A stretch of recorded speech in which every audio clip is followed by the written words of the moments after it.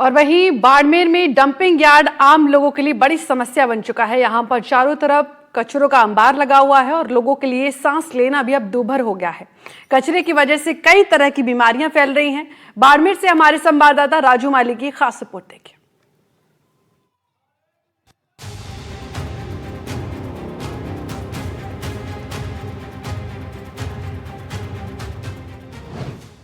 बाड़मेर जिला मुख्यालय से 10 किलोमीटर की दूरी पर स्थित गेहूं गांव में नगर परिषद द्वारा करीब 15 साल पहले कचरा संग्रहण केंद्र यानी डंपिंग यार्ड बनाया गया था। तब ग्रामीणों ने इसका जमकर विरोध किया था, लेकिन नगर परिषद और तत्कालीन जनप्रतिनिधियों ने अत्याधुनिक मशीनरी लगाकर कचरा निस्तारण करने और फैलने वाले संक्रमण को रोकने के लिए रोजाना फॉगिंग स्प्रे करने के आश्वासन देकर ग्रामीणों को चुप करवा दिया था। लेकिन आज यहाँ न मशीनरी है, न कचरा निस्तारण करने के लिए कार्मिक। यहाँ तक कि इस डंपिंग यार्ड के इर्द गिर्द चार दीवारी तक नहीं है, जिसकी वजह से इस कचरे पर गांव के मवेशी और आवारा कुत्ते घूमते रहते हैं और इस संक्रमित कचरे को लेकर लोगों के घरों और खेतों तक पहुँचते हैं।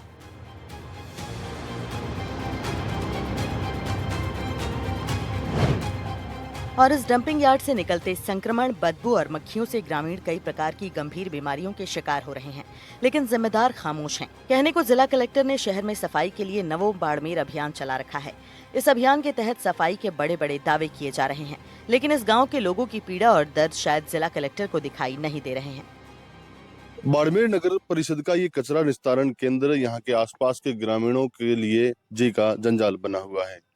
नगर परिषद के अधिकारियों की लापरवाही के चलते ना तो यहाँ पर कचरा निस्तारित होता है और यहाँ से निकलने वाली बदबू के चलते आसपास के ग्रामीणों का जीना बेहाल हो चुका है। कई बार ग्रामीणों ने इसको लेकर धरना प्रदर्शन दिया, जिसके बाद यहाँ पर आप देखिए कि एक कचरा निस्तारण की एक मशीन लगाई गई थी, लेकिन कई साल इसको बीत चुके हैं, लेकिन इसका कोई उपयोग नहीं होने के चलते ये भी जो है भंगार होने की स्थिति में है। यहाँ के ग्रामीण हमारे साथ हैं, इनसे बातचीत करेंगे और जानने का कोशिश करेंगे कितना समय हो गया इस प्लांट को यहाँ पर लगे हुए। प्लांट को लगे हुए 7 साल हो गया, यहाँ 1 साल भी नहीं चला और बंद पड़ा है।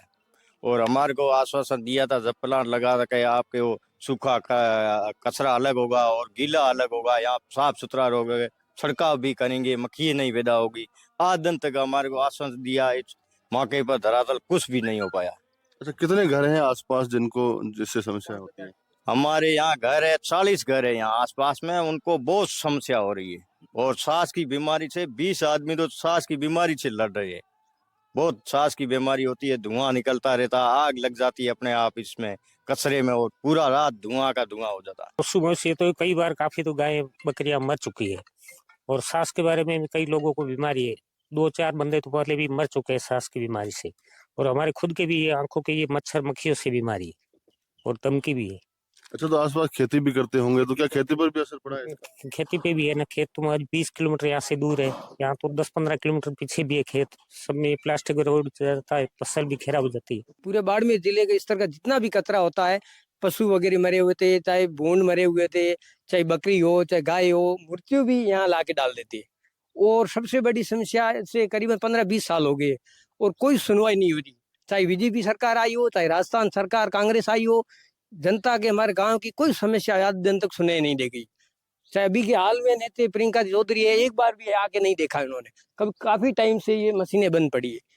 पता नहीं कितने कर्मचारी है या नहीं है, हमारे को नहीं लगता कि कोई अच्छा कर्मचारी होगा जो ये समाधान सुन सके। मशीनें शुरू हुई थी कभी? एक बार हुई थी, कैनाल वाला आके करके गए थे। उस टाइम 2 महीने या 2.5-3 महीने चली। उसके बाद में उन्होंने बोला था यूरिया खातर अलग होने का और गाय का खातर जो खेती के लिए अलग होगा, इसका समाधान अलग क्वालिटी बनेगी।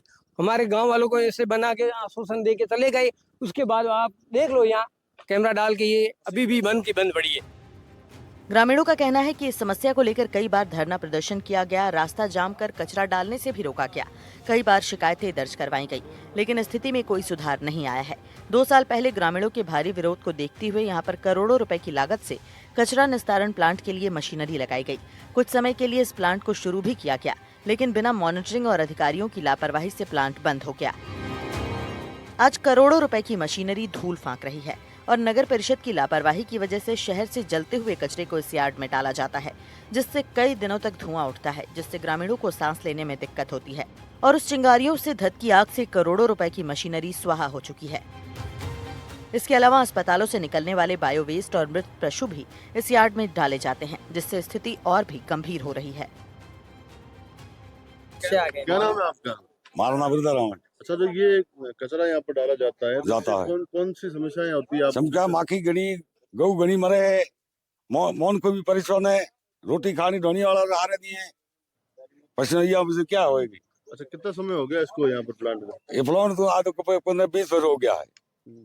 तो क्या लगता है यहाँ पर नगर परिषद के अधिकारी वगैरह कोई आता है यहाँ पर? मैं तो कहना दिखा नहीं। चलिए, जो कचरा निस्तारण पॉइंट यहाँ पर बनाया गया है, इससे किस तरह की समस्याएं यहाँ के ग्रामीणों को होती है? समस्या बहुत है ज्यादा, माखियों में परेशान हो साहब।